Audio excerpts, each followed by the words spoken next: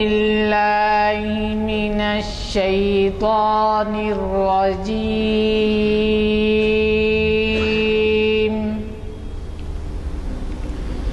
بسم الله الرحمن الرحيم.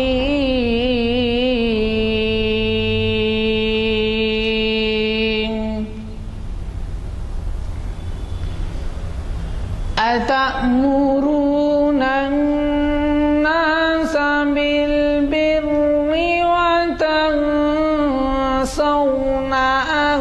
أنفسكم وأنتم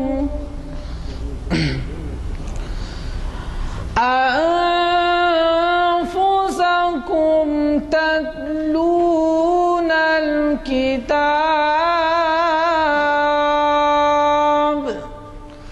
افلا تعقلون. نام اوروں کا ہے پیام اور میرا پیام اور ہے. اوروں کا ہے پیام اور میرا پیام اور ہے. عشق کے درد مند کا طرز کلام اور ہے. عشق کے درد مند کا طرز کلام اور ہے. طائر زیر دام کے نالے تو سن چکے ہو تم. طائر زیر دام کے نالے تو سن چکے ہو تم. یہ بھی سنو کہ نالے طائر بام اور ہے. یہ بھی سنو کہ نالے طائر بام اور ہے. آتی تھی کوہ سے صدا راز حیات ہے سکون. آتی تھی کوہ سے صدا راز حیات ہے سکون. کہتا تھا مور ناتواں لطف خرام اور ہے. کہتا تھا مور ناتواں لطف خرام اور ہے. جذب حرم سے ہے فروغ انجمن حجاز کا. جذب حرم سے ہے فروغ انجمن حجاز کا. اس کا مقام اور ہے اس کا نظام اور ہے. اس کا مقام اور ہے اس کا نظام اور ہے. موت ہے عیش جاوداں ذوق طلب اگر نہ ہو. موت ہے عیش جاوداں ذوق طلب اگر نہ ہو. گردش آدمی ہے اور گردش جام اور ہے. گردش آدمی ہے اور گردش جام اور ہے. شمع سحر یہ کہہ گئی سوز ہے زندگی کا ساز. شمع سحر یہ کہہ گئی سوز ہے زندگی کا ساز. غم کدے نمود میں شرط دوام اور ہے. غم کدے نمود میں شرط دوام اور ہے. بادہ ہے نیم رس ابھی شوق ہے نارسا ابھی. بادہ ہے نیم رس ابھی شوق ہے نارسا ابھی. رہنے دو خم کے سر پہ تم خشتے کلیسیا ابھی. اوروں کا ہے پیام اور میرا پیام اور ہے. عشق کے درد مند کا طرز کلام اور. السلام علیکم ورحمۃ اللہ وبرکاتہ. میں رؤوف حسین حسب خواہش جناب غلام یزدانی صاحب کنوینر محفل آج کے مقرر اور عنوان کی تفصیلات بتا رہا ہوں. حضرات، آپ پروفیسر خواجہ ناصر الدین صاحب سے بخوبی واقف ہیں. انہوں نے اقبال شناسی کی کئی نشستوں کو مخاطب کیا ہے. وہ ہماری آج کی 699ویں نشست بروز چہارشنبہ 30 جنوری 2013 عیسوی بعد نماز عصر بعنوان فکر زندہ رود اور عصر حاضر مخاطب فرما رہے ہیں. وہ ایک جانے مانے پہچانے اسکالر اقبالیات ہیں. آج کی ہماری اس نشست کا آغاز حافظ عرفان احمد صاحب کی خیرات کلام پاک سے ہوا. میں گزارش کرتا ہوں مقرر صاحب سے جناب پروفیسر صاحب تشریف لائیں اور ہمیں استفادہ ہونے کا موقع عطا فرمائیں. تشریف لائیں. ذکر میں کرنا چاہ رہا تھا اس لیے کھڑا ہوں آپ کے سامنے. ہماری اس محفل اس نشست کا آغاز قرأت کلام پاک کے بعد سے ہمارے خواجہ معین الدین ہمارے سید معین الدین حسینی صاحب کے کلام اقبال کے پیش کرنے سے ہوا ہے اور یہ محفل گن فاؤنڈری کے علیہ مسجد میں کانفرنس ہال میں منعقد ہو رہی ہے۔ شیطان الرجیم، بسم اللہ الرحمن الرحیم۔ معزز حاضرین، آج کے اس سیشن کے لیے میں نے جو عنوان کا انتخاب کیا ہے وہ ہے فکر زندہ رود۔ زندہ رود خود اقبال کو کہا گیا ہے، اور میں عنوان میں اقبال کی فکر تو ہے، لیکن میں فکر زندہ رود کو آپ کے سامنے لانا چاہتا ہوں، کیونکہ زندہ رود ایک دریا کا نام ہے جو ایران میں ہے، اور مولانا رومی نے جاوید نامے میں جہاں دوست وشوامتر یا فرینڈز آف دا ورلڈ سے ملاقات کرواتے ہوئے اقبال کا یہ تعارف کرایا کہ یہ زندہ رود ہے۔ ظاہر ہے کہ ایک طالب علم کو زندہ رود کہنا مولانا رومی کی زبان سے وہ ایک بہت بڑی بات ہے، اور اقبال دراصل اپنے طالب علمانہ سفر کی انتہا اپنے معزز ترین استاد، روحانی استاد کے ساتھ فضاؤں میں وہ کر رہے تھے۔ تو ایک سبجیکٹ تو وہ ہے جہاں زندہ رود کا استعمال کیا گیا ہے۔ دوسری بات یہ ہے کہ اقبال کے فرزند نے اپنے والد پہ جو سوانح حیات لکھی ہے اس کا نام بھی، اس کتاب کا نام بھی زندہ رود ہے، جو 2 جلدوں پہ مشتمل ہے۔ تیسری بات یہ ہے کہ میں یہ باتیں آپ سے اس لیے عرض کر رہا ہوں کہ زندہ رود کوئی ایسا، زندہ رود کے خیالات، اس کے ذہن، اس کے قلب کی کیفیت، اس کا کرب، یہ سب دیکھنے کے لیے ہمیں مسلسل مختلف عنوانوں کے ذریعے زندہ رود کے متعلق یا اقبال کے متعلق سوچنا پڑے گا۔ آج کی اس محفل میں میں آپ کو زندہ رود کا تعارف کروانا چاہتا ہوں، اور اس تعارف کے ضمن میں آپ سے یہ درخواست کرنا چاہتا ہوں کہ دنیا کے تمام اساتذہ اس زندہ رود کی تلاش میں ہیں۔ کیوں؟ تو میں یہاں آپ کو ایک چھوٹی سی کہانی سناتا ہوں کہ ایک جنگل میں ایک کسان کو ایک اجڑے ہوئے پرندوں کے، جہاں پرندہ رہتا ہے اس گھونسلے میں ایک بڑا سا انڈا ملا، تو وہ کسان اس انڈے کو لیا، اپنے گھر لے گیا اور اپنی مرغیوں کے انڈوں کے ساتھ اس کو رکھ دیا، اور وقت مقررہ کے اختتام کے بعد اس میں سے بچے نکلے۔ دانا سارے بچے چگتے تھے، تو یہ جو بڑا انڈا تھا اس میں عقاب کا بچہ تھا، یہ عقاب کا انڈا تھا، وہ بھی ان بچوں کے ساتھ گھر میں دوڑنے لگا، دانا چگنے لگا۔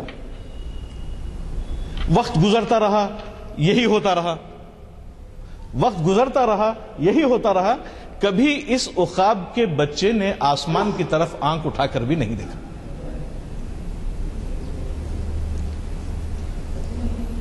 اب وہ عقاب بوڑھا ہو گیا، باہر بیٹھا ہوا چوزوں کے ساتھ، اپنی ہم عمر چوزوں کے ساتھ ماحول کا وہ نظارہ کر رہا تھا، تو اچانک اس کی نظر بے ارادہ آسمان کی طرف اٹھ گئی، اور اس نے یہ کہا کہ ایک اونچا عقاب بے انتہا بلندیوں پر آسمان کی وہ غوطے کھا رہا تھا، زمین پر اپنی نظریں فوکس کیے ہوئے تھا، جمائے ہوئے تھا، اور یہ اٹھا، ایک لمحے کے لیے غور کیا اور یہ بولا کہ کاش میں بھی عقاب ہوتا اور آسمانوں کی سیر کرتا۔ آج پوری ملت اسلامیہ کی نئی نسل کی حالت یہی ہے کہ وہ مرغی کے بچوں کے ساتھ پھرتے ہیں اور یہ حسرت کر رہے ہیں کہ آسمان کی بلندی پہ پہنچوں گا. اسی وجہ سے زندہ رود کی بہت بڑی اہمیت ہے.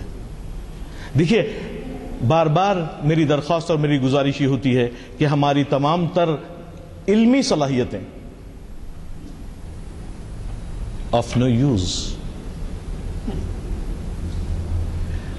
ہم جتنی بھی اچھی اچھی باتیں یہاں کر لیں, اپنی صلاحیتوں کا مظاہرہ کر لیں, کچھ ہونے والا نہیں ہے اگر یہ بات گھر میں نہ جائے اور مائکرو لیول پہ ایک ایک خاندان اپنے بچوں کو اس قابل نہ بنائے.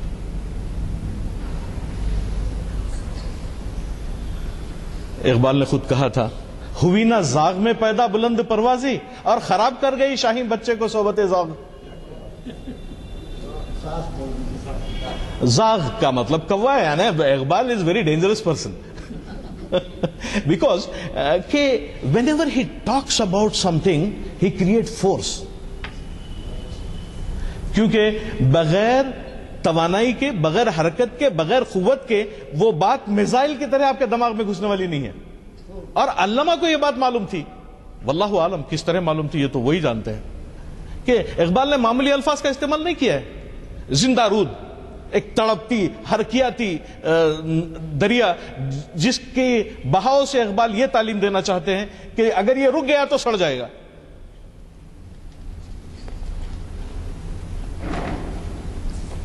یہاں میں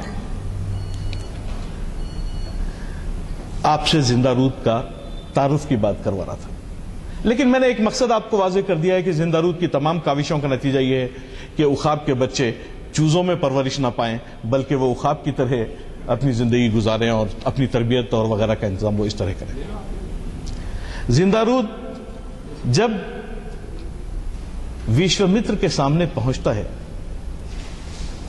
اور تصویر کا رخ یہ ہے کہ میں ایز اے اسٹوڈنٹ جب اس کو پڑھتا ہوں تو لگتا ہے کہ مولانا روم ایسا اپنے ایک ضدی طالب علم کا ہاتھ پکڑے ہوئے ہیں اور لے جانا ہے سامنے, اور لے جا کے جو ہے وشوامتر کے سامنے ٹھہرا دیا ہے. اب وشوامتر پوچھتا ہے کون تیرے ساتھ یہ, آرزوئے زندگی پیدا ہے اس کی آنکھ سے.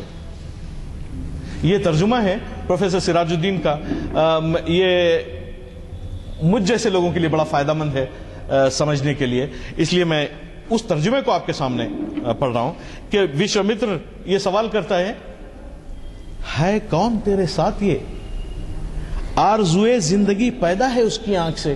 یعنی میں ابھی تو وشوامتر میں اور زندہ رود میں یا مولانا رومی میں کوئی بات نہیں ہوئی ہے, اور وشوامتر جس کو جہاں دوست کہتے ہیں, جو فرینڈس آف دا ورلڈ ہے, پتہ نہیں ہندو فلسفی میں اس کا کرم یوگی کیا ہے, اس کی ایک اسٹڈی کرنے کے بعد پتا چلے گا. لیکن علامہ نے جب اس کو جاوید نامے میں اس کا ذکر کیا ہے تو اچھے یعنی جاوید نامہ اتنا آسان نہیں ہے اور زندہ رود کی بات چیت کرنا بھی اتنا آسان نہیں ہے. لیکن میں دراصل میری کوشش یہ ہوتی ہے کہ اگر میں غلطی بھی کروں اور جرات کروں تو کیا نقصان ہے اس میں, کیونکہ وہاں یہ ہے کہ وہاں آپ کے دل کو اور آپ کی روح کو تپا کے آپ کو صوفی منش بنائے جانے کی, اور ایسا صوفی جو کائنات کو اپنے کنٹرول میں حاصل کرنے کی صلاحیت رکھتا ہے, وہ بنانے کی کوشش ہوتی ہے اقبال کے کلام میں اور اقبال کے معاملات میں. خیر, وشوامتر نے کہا کہ آرزوئے زندگی پیدا ہے اس کی آنکھ سے, کہ میں دیکھ رہا ہوں کہ اس کی آنکھ میں زندگی کی آرزو ہے. اب یہ ہے کہ ہم مصائب اور مشکلات سے تھک جائیں, ہم لوگوں کی شکایت کرتے بیٹھ جائیں, ہم حالات زمانہ کا شکار ہو کے رہ جائیں, یہ تو سب چلتا رہے گا. لیکن وہاں آپ دیکھیں گے کہ اقبال ایک ایسے دور میں تھے جبکہ ترکی کو جو ہے اٹھا کے پٹکا جا رہا تھا, جبکہ ایران کا تیا پانچا الٹ پلٹ ہو کے رہ جا رہا تھا, اور اس وقت جبکہ خود عرب لارنس آف عربیہ کی تحریکوں کے انڈر میں سازش کا شکار ہو کے خاک و خون میں ترکیوں کو لٹا رہا تھا. لیکن اس زمانے میں اقبال تھے. لیکن کہیں بھی اقبال کی ان باتوں میں آپ یہ نہیں پائیں گے کہ اس نے زندگی ہار دی ہے یا شکست کو تسلیم کر لیا ہے. اقبال ہی کہتے ہیں کہ حکومت کا تو کیا رونا کہ وہ ایک عارضی شے تھی، نہیں دنیا کے آئینے مسلم سے کوئی چارہ، مگر پھر بھی دا سائنس اینڈ ٹیکنالوجی. دیکھیں ہمارے پاس ایک زمانے تک نالج کا مطلب کچھ عجیب عجیب طریقے سے لیتا رہا. جب ہم یونیورسٹیز پہنچے اور یورپ کے لائبریری میں دیکھا کہ واقعتاً یہ اقبال نے جو کہا ہے وہ سچ ہے یا کوئی ایگزیجریشن ہے، تو معلوم یہ کہ یہی سچ ہے اور ہم زندگی بھر جھوٹ بولتے رہے. کیونکہ علم اگر آپ کو سماج میں ایک باوقار مقام نہ دے، اور وہ باوقار مقام کو حاصل کرنے کا جو سفر ہے وہ آپ کی حقوق العباد کے ادا کرنے میں ہے، اس کے بغیر. تو رومی نے جواب دیا، ایک انسان، یہ جو میرے ساتھ ہے ایک انسان، جستجو آوارہ رکھتی ہے جسے، ایک ثابت، ایک اسٹیٹک، ایک اسٹیبل، جس کی فطرت سیارہ ہے. دیکھیے جو شخص علم و حکمت کی تلاش میں آسمانوں کی سیر کر رہا ہے اس کی خصوصیات کیا ہیں آپ دیکھ لیجئے. ہم لوگ، میں دیکھتا ہوں normally engineering colleges, medical colleges میں اسٹوڈنٹس، والدین وغیرہ عام طور پہ ان کا یہ خیال ہوتا ہے کہ بچہ اچھا پڑھ لے اور بہترین ڈاکٹر بن جائے، علاج شروع کر دے، کچھ پیسے جمع کر لے. تو میں ان سے کہتا ہوں کہ صاحب یہ گولکنڈہ قلعہ جو ہے نا وہ اپنے وارثین کی تلاش میں اب تک ہے، اگر آپ کو ایسی چاہیے تو ریڈی میڈ اویلیبل ہے، آپ جائیے لے لیجئے. عبرت کے لیے وہی کافی ہے، کیونکہ جینے کی جو خوبصورتی ہے وہ زندگی کی میوزک سے نکلتی ہے، اور زندگی کی میوزک کا سرچشمہ حقوق العباد ہے. جب آپ اپنے والدین کی مدد کرتے ہیں، خدمت کرتے ہیں، جب آپ اپنے عزیز و اقارب کی خدمت کرتے ہیں، جب آپ اپنی سوسائٹی کی خدمت کرتے ہیں، جب آپ کسی تنگ دست اور غریب آدمی کی مدد کرتے ہیں، تو زندگی کے جھرنے سے موتی نکلتے ہیں. اگر اس کے بغیر اگر کسی انسان کو خوشحالی کی تلاش ہے تو میں نہیں سمجھتا کہ جتنے دولت مندوں کے آثار اس وقت دنیا میں اویلیبل ہیں اس سے زیادہ آثار آپ کو کہاں دیکھنے ملیں گے. ایک ثابت جس کی فطرت سیارہ ہے، خام، ابھی کچا ہے، بچہ ہے نا اس لیے کچا ہے، خام لیکن پختہ کار، میں ہوں اس کی ناتمامی کا قتیل. استاد بول رہا ہے کہ اس کی جستجو نے مجھے مار ڈالا ہے، اور مولانا رومی جیسا استاد کہ میں اس کی جستجو کا، اس کی ناتمامی کا قتیل ہوں. آسماں ایک تاخ اس کے شیشے دل کے لیے، اس کا دل ایسا ہے کہ جمپ کرے تو آسمان کو چھولے. چاہتا ہے داد اپنی فکر کی جبریل سے. کس طرح آپ دیکھیں فارسی میں والے جبریل زبوں سے دے یزداں بکمند آور ہمت مردانہ، تو در دشت جنون من جبریل زبوں سے دے یزداں بکمند آور ہمت مردانہ. تو کہیں کہ یہ چاہتا ہے داد اپنے فکر کی جبریل سے.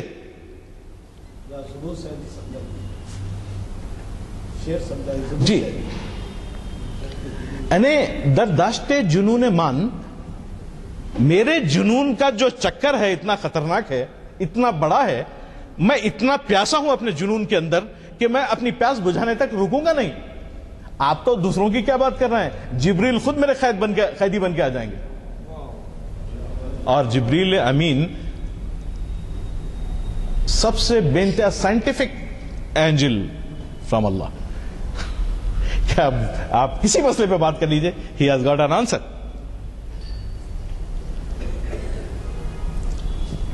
یہاں یہ بات سوچنے کی ہے کہ ہم زندہ رود کی فکر میں اتنی تابندگی دیکھتے ہیں، اتنی لائیولیہڈ دیکھتے ہیں، اتنی ڈائنامزم دیکھتے ہیں، اتنا میننگ فلنس دیکھتے ہیں، اتنا ہسٹوریکل مٹیریل دیکھتے ہیں. تو ذرا یہ بات بھی غور کرنے کے قابل ہے کہ کیا ہم سب میں اپنے بچوں کو، اپنی نئی نسل کو، ہم خود کیا کسی ایسے مقام پہ پہنچنے کی توقع کر سکتے ہیں کہ جہاں پہنچ کر ہم یہ کہہ سکیں کہ ہم نے اپنی زندگی کو ایک کامیاب زندگی کے طور پہ گزار لیا ہے؟ It's a very very big question. جب ہم لوگ یہاں بیٹھتے ہیں، میری ہمیشہ خواہش یہ ہوتی ہے، بہت پرانے ٹیچروں کے ہاتھوں میں ہماری پرورش ہوئی ہے، تو ہم یہ سوچتے ہیں کہ بھی کوئی نہ کوئی مسئلہ ایسا ہو کہ وہ کمیونیکیٹ ہو جائے. یہ کمیونیکیشن ایک زنجیر کی شکل میں کمیونیکیٹ ہو. اللہ علیکم. ایک اخاب ایسا کہ ماہ و مہر ہیں جس کا شکار. یہ جو شخص کو لایا ہوں یہ آرڈنری بچہ نہیں ہے، یہ وہ ہے کہ ایک اخاب ایسا کہ ماہ و مہر ہیں جس کا شکار گرم رو ہے، چاہتا ہے آسمانوں کا طواف.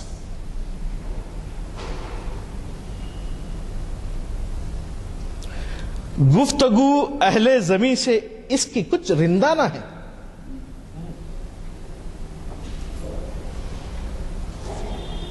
یہ تو آسمانوں کے طواف کے لیے نکلا ہے، مگر زمین والوں سے جب بات کرتا ہے تو سمجھ میں نہیں آتا کسی کا کیا ہو رہا ہے. اور اقبال خود اس مسئلے پہ پریشان ہوتے ہیں کہ بھئی کہ کوئی ایسا آدمی مل جائے جو میری بات سمجھ سکے.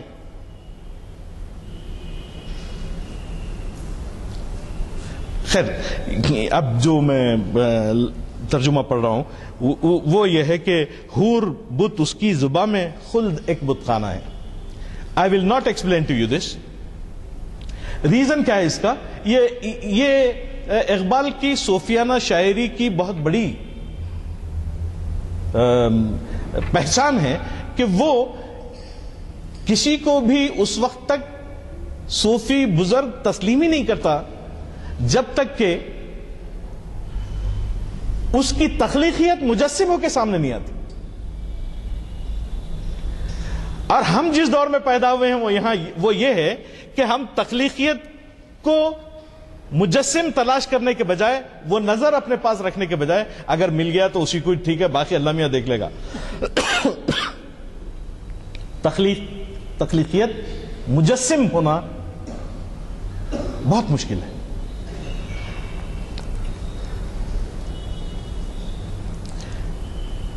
میں نے شعلے دیکھے ہیں اس کے دھوئیں کی موج میں. جو دھواں اٹھتا ہے ایسا لگتا ہے کہ شعلے نکل رہے ہیں، آرزو اور تمناؤں کے شعلے، حرکت اور جستجو کے شعلے. کبریائی اس کے سجدوں میں نظر آئی، کبریائی اس کے سجدوں میں نظر آئی مجھے. اب ذرا غور کریے، کبریائی، اگر آپ کو زندہ رود بننا ہے تو اس میں سے کچھ خصوصیات تو آپ کو لینا پڑے گا. چاہے مجھے بننا ہو تو مجھے اس میں سے بہت ساری خصوصیات درکار ہیں. اس کے بغیر میں آسمانوں کا طواف نہیں کر سکتا. اس کے بغیر میں علم اور جو ہے عالم کی حصول کی بلندیوں پہ نہیں پہنچ سکتا. بانسری کی طرح نالاں وصل ہو یا فراق. جس طرح بانسری ہمیشہ اپنی جستجو میں لگی ہوتی ہے، اسی طرح زندہ رود کی کیفیت کا عالم یہ ہے کہ وہ یہ کہتا ہے کہ محو جستجو ہے، یہ کسی مقام پہ ٹھہرتا نہیں ہے. وصل ہو یا فراق اس کے سکون کے لیے کافی نہیں ہے، یہ کسی اور جہاں کی تلاش میں لگا ہوا ہے.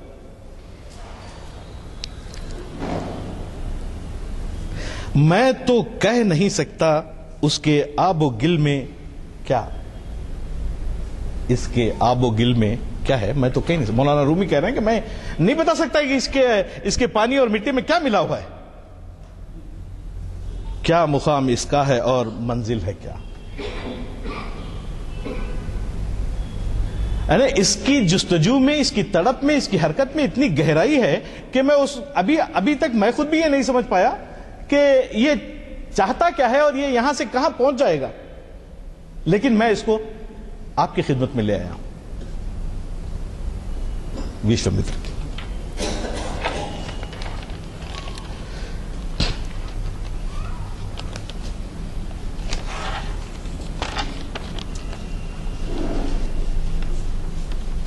اب یہ جو زندہ رود ہے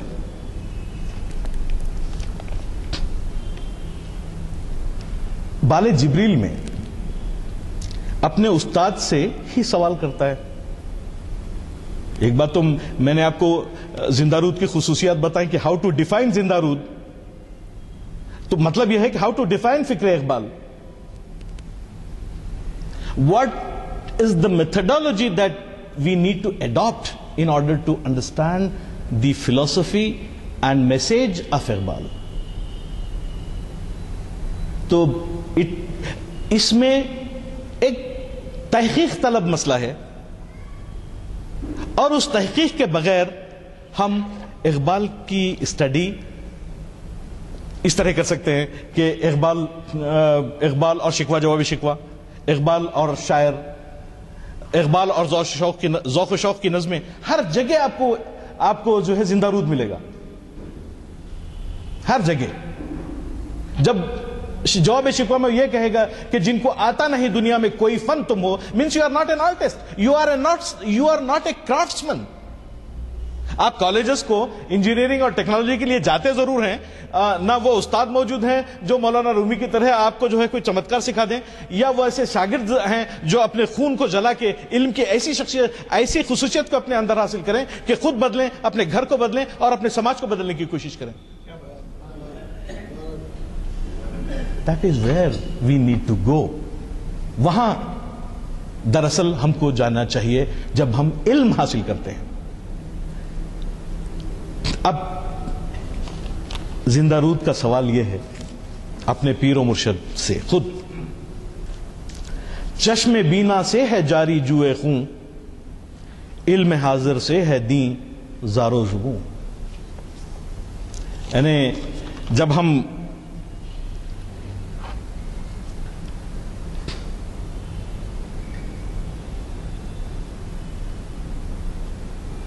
اللہ تعالیٰ نے فرشتوں سے یہ کہا کہ میں انسان بنانے والا ہوں اور اس کو ساری چیزیں سکھا دیں.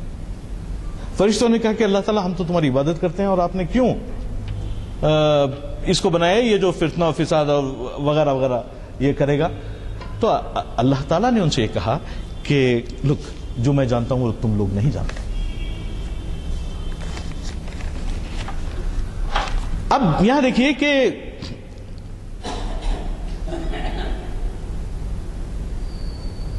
ہم لوگ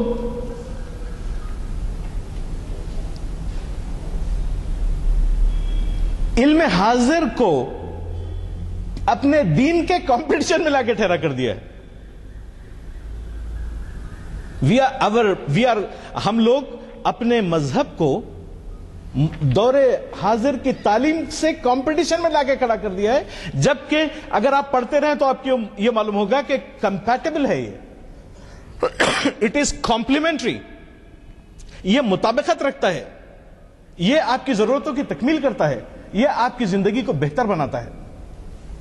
اس ضمن میں ایک اقتباس میں برائیفالٹ سے کوٹ کروں گا، جس کی کتاب ہے ہیومینٹی، ڈیولپمنٹ آف ہیومینٹی. تو آپ کو پتا چلے گا کہ مسلمانوں نے یورپ آج کو جو کچھ آپ کو واپس دے رہا ہے وہ آیا کہاں سے ہے. جو چیزیں آپ کو، جو تحقیق کا طریقہ کار، جو ڈیڈکٹیو اور انڈکٹیو میتھڈ آج مختلف سائنسدان ساری دنیا میں استعمال کرتے ہیں، وہ میتھڈ آیا کہاں سے ہے وہ سن لیجیے آپ ذرا سا.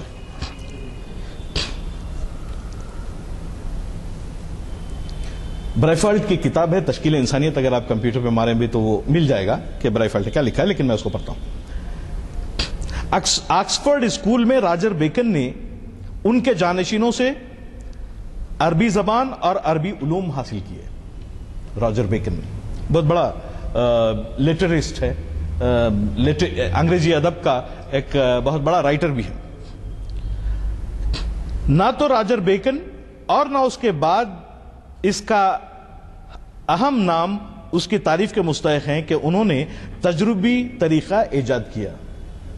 یہ لکھا گیا تھا کہ راجر بیکن نے ڈیڈکٹیو میتھڈ کو ایجاد کیا جس کے ذریعے سائنس ڈیولپ ہوتی ہے.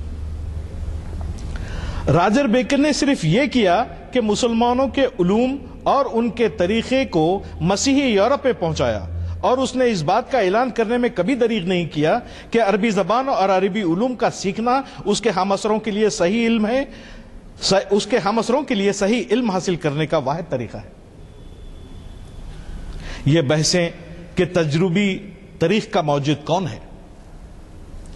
اس کی عظیم الشان غلط بیانی کا جزو ہیں جو یورپی تہذیب کی اصلیت کے متعلق کی جاتی ہیں. یورپ کبھی بھی آپ کو تسلیم نہیں کر سکتا تھا، لیکن وہ پھنس گیا اسپین میں. اور اسپین سے مسلمانوں کی ساری میراث لے گئے. تسلیس کے فرزند میراث خلیل، خشت بنیاد کلیزہ بن گئی خاک حجاز، کہ یہاں سے وہ لے گیا اس کو. اور دیکھیے کہ آپ کو میں 1150 کی بات غالباً یہ ہے، جبکہ ٹوٹل شکست مسلمانوں کے اسپین میں 1600 میں ہوئی، جبکہ بابر ہندوستان 1526 میں، اور 1526 میں جبکہ بابر ہندوستان میں داخل ہو رہا تھا تو اسپین سے مسلمان جا رہے تھے. لیکن اس سے پہلے یہ تمام کتابیں وہاں یورپ پہنچ چکی تھیں، اور ان لوگوں نے 4 سال تک وہاں دیکھ لیا کہ صلیبی جنگوں میں ان کو کوئی فائدہ وغیرہ ہونے والا نہیں ہے. تو انہوں نے ایجادات اور اختراعات کے میدان میں railway engine, coal engine, industry, cloth industry, textile industry develop کی. اور پھر وہ جو ہے 400 سال تک وہ یہی کام کرتے رہے. یہ کر کے وہ آ کے اسپین میں مسلمانوں کو نکالا انہوں نے، کیونکہ ہر طریقہ مسلمانوں کو نکالنے کے لیے ضروری نہیں ہے. کچھ طریقے ہیں جس سے نکالا جا سکتا ہے، اس میں یہ ہے کہ آپ کو زندہ رود نہ بننے دیا جائے. اور چلیے ہم سب مل کے یہی کوشش کر رہے ہیں اپنے بچوں کے ساتھ کہ دیکھیں، ایک تو یہ ہے کہ موجودہ دور میں وقت کو ختم کر دیا گیا ہے. آپ کے پاس ٹائم نہیں ہے، آپ کے بچوں کے پاس ٹائم نہیں ہے، گھر کے کسی فرد کے پاس ٹائم نہیں ہے. اور یہ کیا ہے؟ یہ عصر کی موت ہے. خیر، ورنہ یہ سب چیزیں کہاں سے سیکھی جائیں گی؟ آپ کو جو ہے 4-6 گھنٹے تو بیٹھنا پڑے گا. عربوں کی تہذیب سے موجودہ عہد کا سب سے بڑا حصہ ملا ہے وہ سائنس ہے. عربوں کی تہذیب سے موجودہ دور کو جو سب سے بڑا حصہ ملا ہے وہ سائنس ہے. لیکن یورپ میں اس سے بہت بات کو فائدہ اٹھایا گیا. جب اندلس میں عربوں کا تمدن تاریکی میں چھپ گیا، اس کے ایک طویل عرصے کے بعد یورپ کا عظیم الشان تمدن جو اس عربی تمدن کا پیدا کیا ہوا ہے ظہور میں آیا. یہ صرف سائنس ہی نہ تھی جس نے یورپ کو نئی زندگی بخشی، بلکہ کثرت سے تمدن اسلام کے ایسے اثرات ہیں جنہوں نے یورپ کی زندگی کو پہلے تہذیب کی روشنی سے منور کیا. تو ہم دراصل اس دور میں جب ہم سائنٹیفک اور ٹیکنالوجیکل ایجوکیشن کی طرف توجہ دے رہے ہیں تو دراصل we are going back to our roots. اور یہ ہمارے پاس نہ کوئی استاد مہیا ہے اس کو بتا سکے اپنے بچوں کو، نہ کوئی سوشیولوجسٹ موجود ہے، نہ کوئی ہسٹورین موجود ہے. لیکن بعد میں ہوتا یہ ہے کہ ہم بڑی بڑی باتیں کرتے رہتے ہیں. ارے بھائی یہ سب ہمارے پاس تھا موجود. تو تھا سے کیا مراد ہے؟ گیا کیوں؟ اچھا خیر گیا کوئی بات نہیں، آئے گا کیوں نہیں؟ چشم بینا سے ہے جاری جوئے خون، علم حاضر سے ہے دین زار و زبوں. ابھی میں نے آپ کو اقتباس سنایا کہ دین کا مطلب دنیاوی وسائل کے سامنے جھک جانا یا ان سے دور بھاگنا یا اس سے انکار کر دینا نہیں ہے، بلکہ ان وسائل کو فلاح انسانی کے لیے استعمال کرنا دراصل سب سے بڑی خوبی ہے کسی زندہ رود میں، کسی اچھے طالب علم میں، کسی اچھے مسلمان میں ہو سکتی. اے امام عاشقان درد مند، یاد ہے مجھ کو تیرا حرف بلند. اپنے استاد کی اس سے بڑی تعریف اور کوئی آدمی کیا کر سکتا ہے؟ اب ذرا آپ کبھی کسی اسٹوڈنٹ سے مل کے پوچھیں، کبھی اپنے بچے سے مل کے پوچھئے اس سے کہ بولیے کہ میں اپنے استاد کی تعریف کر سکتا ہوں. میں ایسے اساتذہ میں سمجھتا ہوں کہ وہ جامعہ عثمانیہ کے آخری دور کے اساتذہ تھے، پھر بھی ہم ان سے وہ گرتی ہوئی اینٹ جو ٹوٹی ہوئی مٹی تھی وہ بھی ہم نے حاصل کرنے کی کوشش کی ان سے. اب یزدانی صاحب وغیرہ جو عثمان یونیورسٹی دیکھے ہوں گے اس کی تو تصویر بھی ہم نے نہیں دیکھی. اے امام عاشقان درد مند، مرید ہندی پیر رومی سے کہہ رہا ہے اے امام عاشقان درد مند. اب تو سوال یہ ہو گیا کہ ٹی وی پہ آپ روز دیکھتے ہوں گے کہ استاد نے بچے کو تھپڑ مارا اور پولیس نے استاد کو جیل میں ڈال دیا. خیر، یاد ہے مجھ کو تیرا حرف بلند، خشک مغز و خشک تار و خشک پوست، از کجا می آید این آواز دوست. یہ ہر طریقے سے سوکھی ہوئی چیز ہے لکڑی کی طرح، کہیں سے بھی کوئی زندگی کے آثار نظر نہیں آتے. تو یہ جو ہے دوست کی آواز کس طرح ان تک پہنچے گی، کیسے یہ پہچان سکتے ہیں؟ کیا خبر اس کو کہ یہ راز کیا، دوست کیا ہے، دوست کی آواز کیا، کچھ نہیں پتا. دور حاضر مست چنگو بے سرور، بے سباتو بے یقین وہ بے حضور. یعنی 1935 میں اقبال یہ بات کہہ رہے ہیں، اور آج ہم اس پہ امانہ صدق رہ کہنے کے لیے آج بھی تیار ہیں 2013 میں. اور آج بھی وہی صورتحال ہے. بیسیکلی جو لینڈسکیپ ہے اس میں کوئی تبدیلی نہیں پیدا ہوئی، جو پس منظر ہے، جو منظرنامہ ہے، وہ جوں کا توں ہے. تو مولانا پیر و مرشد سے، مولانا روم سے جب یہ سوال ہوتا ہے تو مولانا روم ایک سینٹنس میں جواب دیتے ہیں، ایک جملے: بر سمائے راست ہر کس چیر نیست.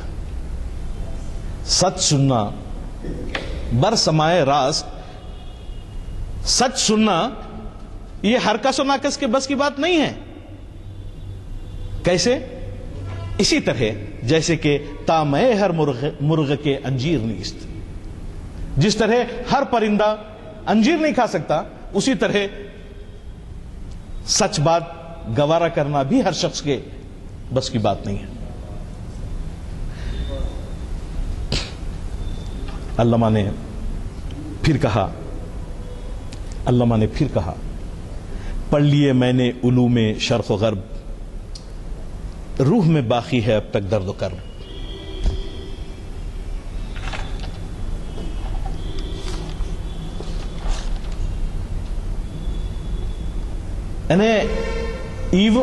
جتنا علم میں حاصل کر چکا ہوں جرمنی میں، انگلینڈ میں اور دنیا کے دوسرے علاقوں میں سفر کر کے جو خوبیاں مجھ میں پیدا ہوئی ہیں علم کی، اس کے باوجود بھی میری حالت یہ ہے کہ اپنے روح کے اندر جو کرب ہے میں اس کو نہیں مٹا سکا. دیکھیے، ہمارے دور کے زندہ رودوں کے لیے یہ سب سے بڑا سوال ہے، اور اسی کا جواب مولانا رومی نے دیا ہے. میں آج کی اپنی اس بات کو اسی مرحلے پہ ختم کرنے والا ہوں، لیکن میں یہ چاہوں گا کہ یہ میسیج اقبال کا اپنے ساتھ رکھیں، اور ہو سکے تو اپنے بچوں کو اپنے گھر میں ضرور یہ بات بتائیں. دست ہر ناہل بیمارت کند.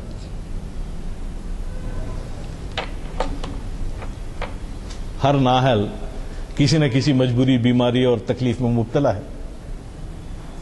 بولنے کا مطلب یہ ہے کہ جس علوم کی تو بات کر رہا ہے وہ علاج نہیں ہے، وہ بیماری ہے. اور وہ علاج کب بن سکتی ہے؟ سوئے مادر آ کے تیمارت کنت. Come back to your roots. اپنے دین، اپنے مذہب، اپنی تاریخ اور اپنی قرآن میں اس کو تلاش کر،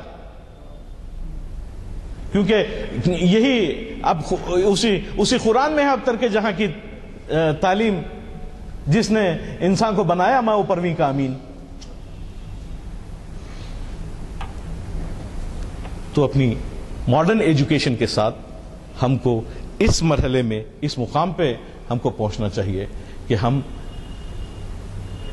وہ روشنی اور فکر جو قرآن نے ہم کو دی ہے. دیکھیے، فائنانس میں، ایجوکیشن میں، ٹیکنالوجی میں، انفارمیشنز میں. آج کل انفارمیشن آپ دیکھ رہے ہوں گے، جب کمپیوٹر پہ، میں ٹیلی ویژن پہ دیکھتا ہوں تو مجھے بڑی ہنسی آتی ہے کہ ہم کس دور میں داخل ہو گئے ہم اپنی زندگی میں. وہاں ایک ٹی وی اینکر یہ کہہ رہا ہے کہ آج آپ کو سچ بول کے جانا پڑے گا، آپ کی بات جھوٹ ہے.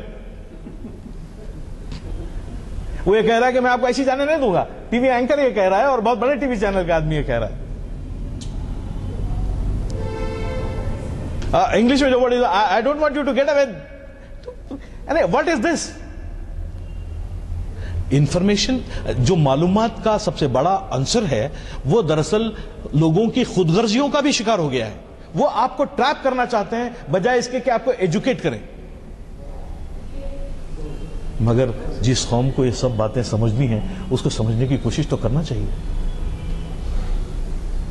ایک زمانہ تھا ہم جو بھی زبان سے کہہ لیں, شاید اس زمانے میں لوگ بولتے تھے چلو ٹھیک ہے بھائی, لیکن موجودہ زمانے کی حالت یہ ہے کہ کرمنل لا اور قرآن اور جو ہے کانسٹیٹیوشن آف انڈیا آپ کے پیچھے پیچھے دوڑتے ہیں, تاکہ ان کو یہ پتا ہے کہ آپ کو جتنا مصروف رکھا جائے اتنا بہتر ہے, اور مصروف رکھنے کا بہتر طریقہ یہ ہے کہ آپ کو ادھر ادھر بھیج دیا جائے.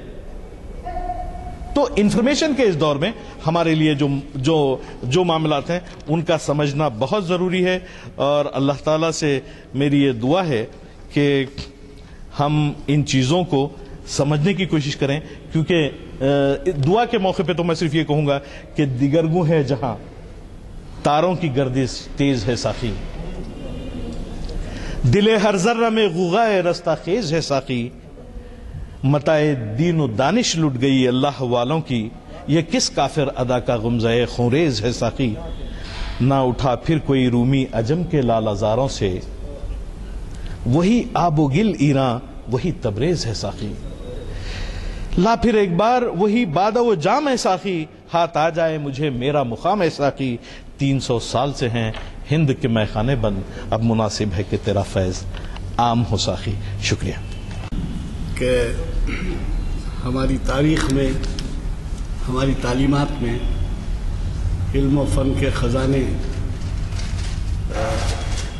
عقل و فہم کے خزانے موجود ہیں. بدقسمتی ہے کہ ہم ان سے استفادہ نہیں کرتے. آپ نے جو باتیں کہیں اب اس میں کوئی تبصرہ تو ممکن نہیں ہے, مگر ایک دو اشعار یاد آ گئے تو میں کہہ رہا ہوں آپ سے. ایک جگہ فرماتے ہیں علامہ, نہ پوچھ اقبال کا ٹھکانہ ابھی وہی کیفیت ہے اس کی, نہ پوچھ اقبال کا ٹھکانہ ابھی وہی کیفیت ہے اس کی, کہیں سرے راہ گزار بیٹھا ستم کشے انتظار ہوگا. کائے کا انتظار؟ یہ جو باتیں کہیں اس کا انتظار زندگی میں بول رہے ہیں. اور پھر اوقات کے بارے میں آپ نے جو کہا, کسی کے پاس وقت نہیں, حقیقت ہے. کریں کیا ابھی وقت, ہم بھی سمندر کے رو میں ہیں اور بہے چلے جا رہے ہیں. کسی سے بھی پوچھئے, چاہے وہ عالم ہو, مزدور ہو, ڈاکٹر ہو, انجینئر ہو, مجھے تجربے گنانے کی ضرورت نہیں ہے, میں خود بھی اس کا شکار ہوں. کیا ہے؟ وقت نہیں, وقت نہیں. کیا فرماتے ہیں؟ انہی روز و شب میں گزر کے, انہی روز و شب میں الجھ کر نہ رہ جا. کیا نصیحت دیکھیے علامہ کی, انہی روز و شب میں الجھ کے نہ رہ جا کہ تیرے زماں اور مکان اور بھی. کہاں ہے؟ نہ زماں کا تعین ہے نہ مکان کا تعین. اب بتائیے ٹارگٹ ہے کیا زندگی میں؟ کچھ نہیں. ایک ٹارگٹ طرف اشارہ کرے, کیسا بنا سکتے ہو, ڈاکٹر کیسا کتنا کمائے گا, انجینئر کیسا کمائے گا, بلڈنگیں کیسی ہوں گی, ٹھاٹ کی زندگی ہوگی. اس کے سوا ہے ڈالر. بڑی خوشی سے ہم ہمارے ساتھی سناتے ہیں کتنے ڈالر تنخواہ مل رہی ہے. افسوس ہوتا ہے کہ کیا ہو گیا ہے, کدھر ہو گیا, کیسی باتیں کہی گئی ہیں. مولانا رومی ان کی تعلیمات سے اقبال متاثر ہیں, لیکن ہم کتنا متاثر ہیں. اور اقبال تو ان کو انٹرپریٹ کیا ہے. میں اس سے پہلے بھی آپ کو یہ شعر سنایا تھا کہ جو فلسفیانہ رنگ اختیار کرتے ہیں, اور ظاہر ہے وہ تعلیمات کے بارے میں آپ نے بتایا کہ روس کی تمام جڑ بنیادیں ہماری تعلیم میں ہیں, اور اس کا انہوں نے استفادہ کیا. لیکن جب ہٹکے تو علامہ نے کہا ایک فلسفی کے بارے میں, اگر ہوتا وہ مجذوب فرنگی اس زمانے میں تو اقبال اس کو سمجھاتا مقام کبریا کیا ہے. اب آپ اقبال سمجھاتے تھے, مگر مقام کبریا کو ہم کہاں سمجھ رہے ہیں یہ بتائیے. ہم سمجھ رہے ہیں کیا مقام کبریا؟ بازو ڈالتی ہے, پیچھے رکھ دی ہے. بہرحال ہے باتیں بہت سی کرنے کی, مگر ظاہر ہے کہ وقت نہیں ہے. ہم اللہ تعالیٰ کا شکر ادا کرتے ہیں کہ ہمیں ایسی محفلوں میں جس میں علم و فن کے خزانے ہمیں ملتے ہیں اس میں شرکت کا موقع ملتا ہے. 2 اعلانات سماعت فرمائیں. ایک تو اعلان اتوار کا ہے. اتوار کو ایک ماہر ڈاکٹر ہری شرما کا خطاب ہے. صبح کے پبلک گارڈن کے واکرز ایسوسیشن کی جانب سے ہوتا ہے یہ ہر مہینہ, اور 208ویں 9ویں نشست ہے. اور وہ جو ہے what is new in orthopaedics کے عنوان سے مخاطب کریں گے. اور سلوگن انہوں نے بڑا اچھا دیا ہے. ڈاکٹر صاحب کی توجہ چاہوں گا کہ ہر کسی آدمی سے متعلق ہے یہ. Bone health determines quality of life. آپ کی صحت جو ہے آپ کے ہڈیوں کی پہ منحصر ہے کہ ہڈیاں کس قسم کی ہیں. کوالٹی آف لائف اسی کے لحاظ سے رہے گا. بہرحال بہت اچھا لیکچر ہے. وقت نکالیے. ایک مہینے میں 1 گھنٹہ, 720 گھنٹوں میں 1 گھنٹہ دینا کوئی بڑی بات نہیں ہے, جبکہ آپ فیس کے بغیر کوئی مشورہ ملتا ہے, آپ سوال جواب کر سکتے ہیں. دوسرا اہم اعلان یہ ہے کہ اللہ کا لاکھ لاکھ شکر ہے کہ ہم نے 699 نشستیں ختم کی ہیں. آج جو آپ اس نشست میں موجود ہیں وہ مالک کا لاکھ لاکھ احسان ہے. آپ اندازہ لگائیے کہ جس وقت آغاز ہوا ہوگا ہماری لائبریری روم میں ہم کئی سال کرتے رہے. اس کے بعد جب تعداد بڑھتی گئی تو پھر نیچے آئے. تو 699 نشستوں کے لیے آپ یوں سمجھے کہ ہر سال 45 نشستیں ہوتی ہیں. اور وہ اس طرح کے تہوار یا بارش یا کوئی ناگہانی صورتحال جیسا کرفیو وغیرہ ہو تو نہیں. تو ہر سال 45 نشستیں پکی ہوتی ہیں 52 ہفتوں میں. تو 45 نشستوں کو اگر 1 صفر لگا دیا جائے تو 10 سال ہوتی ہیں, 450. اور یہ تو جو ہے 450 700ویں نشست ہے. تو 700ویں نشست منعقد ہو رہی ہے اگلے 4 شنبے اردو ہال. اور اس پہ اس کی صدارت فرما رہے ہیں آپ کے جانے مانے پروفیسر جن کے یہاں کئی خطاب ہو چکے ہیں, پروفیسر محمد ضیاء الدین شکیب احمد صاحب. محمد ضیاء الدین شکیب. ہاں, یہ نشست ہوگی 6 بجے. آپ آ جائیں وہاں.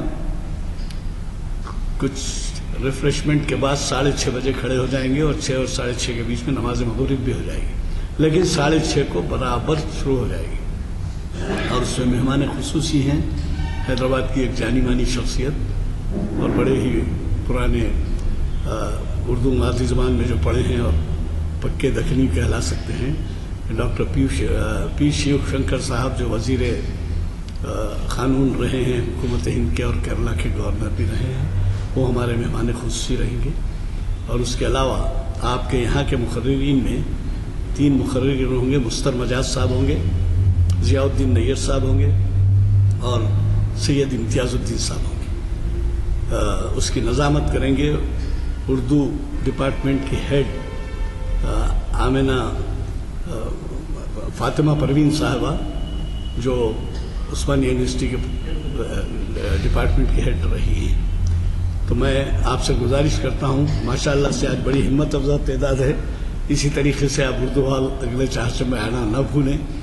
ویسے تو ہم نے سوچا تھا کہ اس کے اتنے بڑے پیمانے پر منایا جائے کہ ہم سالار جنگ ہال کے لیے وہاں کے آڈیٹوریم میں کرنا چاہتے تھے, لیکن آپ کو معلوم ہے شہر کے حالات ایسے ہیں کہ ذرا وہ کچھ غیر یقینی ہونے کی وجہ سے ہم یہ سوچے کہ بھئی اب کم از کم یہاں اردو ہال کے اندر جو بالکل ایکٹیویٹیز اردو کے رہتے ہیں اس کے لیے ہوتا ہے, اس جگہ جمع. تو آپ اس میں ضرور تشریف لائیں. ہم اللہ تعالیٰ کا شکر ادا کریں گے, اور ہماری خواہش رہے گی, ہماری دعائیں رہیں گی کہ آج کے مقرر صاحب کے علم و فن میں جو ہے زیادہ سے زیادہ ترقی ہو. اور جب کبھی تشریف لاتے ہیں تو ہلا کے رکھ دیتے ہیں ہم کو, اور ہمارے ضمیر کو جھنجھوڑ کے رکھ دیتے ہیں, اور پوری تیاری سے آتے ہیں اور عنوان کے ساتھ پورا استفادہ کرتے ہیں. میں زیادہ کچھ نہیں کہہ سکتا اس وجہ سے کہ کسی کے منہ پہ تعریف کرنا بھی منع ہے. تو چونکہ دعا ہو چکی ہے اس لیے آپ سے گزارش ہے کہ یہ نشست کا جی